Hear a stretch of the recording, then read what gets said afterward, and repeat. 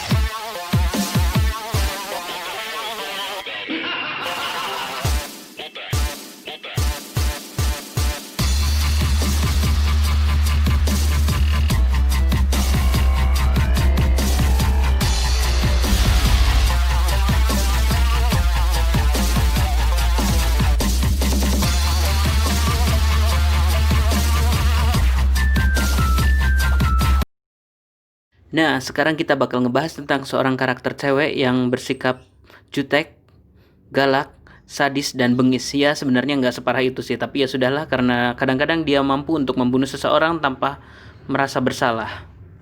Dan sebenarnya karakter itu udah pernah dimunculkan di buku sebelumnya, yaitu di book J, di mana dia menolong seorang gadis yang memiliki Byte juga yang sedang dikejar-kejar oleh killer Byte, dan dia berhasil menyelamatkan gadis itu dengan mengeluarkan darah dari dalam tubuhnya si killer Byte. Nah, karakter ini bernama Wati dan sebenarnya Byte-nya bukan untuk mengendalikan sebuah darah atau mampu mengeluarkan darah dari dalam tubuh korbannya saja. Melainkan kekuatannya ini dia beri nama out of the box, di mana dia mampu mengeluarkan sesuatu yang berada di dalam. Jadi misalnya ada seseorang yang berada di dalam mobil, maka dia mampu mengeluarkan orang itu dengan menyentuh mobil yang dinaiki orang itu. Dan bait itu ternyata dia peroleh dari membaca sebuah buku tentang hukum pengacara. Nah, untuk pengenalan karakternya cukup sampai di situ dulu. Kita mulai masuk ke dalam ceritanya. Dan di sini terlihat Wati yang sedang mengikuti masa orientasi di kampusnya, dan dia mendapatkan tugas untuk mengumpulkan tanda tangan di dalam angketnya. Dan dengan sangat sigap, Wati pun mampu mengumpulkan banyak tanda tangan dari dosen-dosen dan senior-seniornya. Kemudian Wati yang merasa sudah cukup mendapatkan banyak tanda tangan, dia beristirahat di sebuah warung di sebelah kampusnya. Dan dia meletakkan lembar angketnya di atas jajanan, tumpukan jajanan, karena tangannya ingin mengambil sebotol minuman di dalam kulkas. Dan ternyata di warung itu pun ada Andri. Ya, karakter Andri ini sekarang sering sekali muncul di buku-buku sebagai figuran saja ya sepertinya. Yang dilakukan Andri di sini adalah dia baru saja beres mengisi barang titipan di warung tersebut. Andri pun kemudian pergi sambil membawa lembar tagihan miliknya.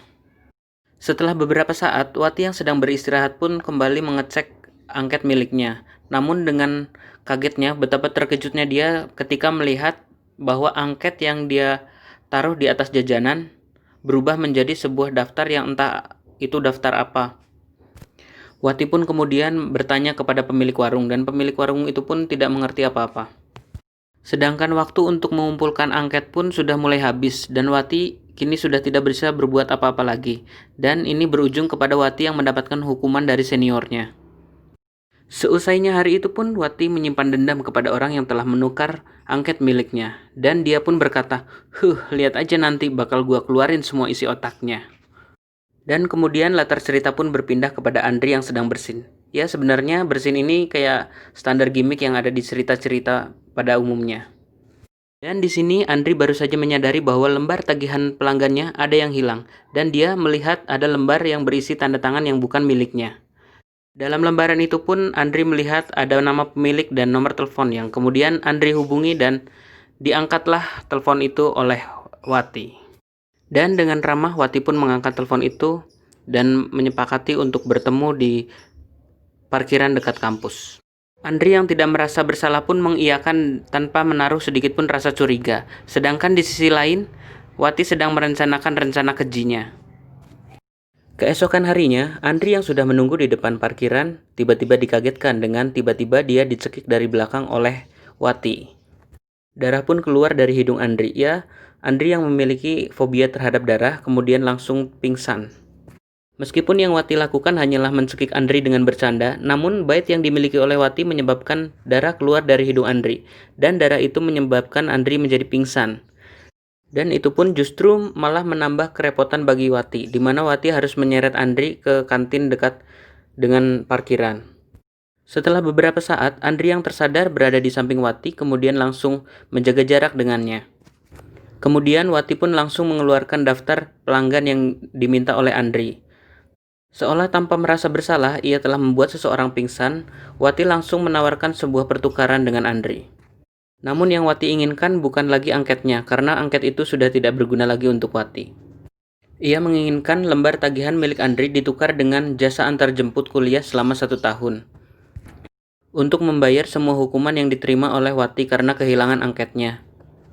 Andri yang merasa daftar tagihannya itu sangat penting baginya, tentu saja sangat mengiyakan apa yang diminta oleh Wati. Karena menurut Andri, ia tinggal menggandakan dirinya, dan kebetulan dia sudah memiliki 2 kendaraan. Jadi ini tidak akan merepotkannya untuk membagi waktu.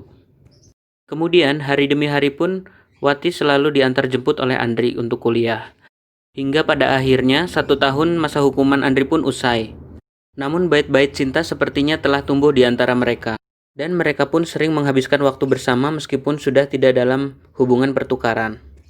Dan di akhir cerita di buku ini diselipkan sebuah cerita di mana Hedi sedang memesan segelas kopi di sebuah kafe, di mana baristanya adalah seorang pria bermata sipit seperti keturunan dari penduduk negeri naga. Nah, cukup sampai di sini dulu cerita spoilernya. Buat yang masih penasaran dengan ceritanya, dibeli aja bukunya, dibaca bukunya. Sampai jumpa di cerita-cerita berikutnya. Bye-bye.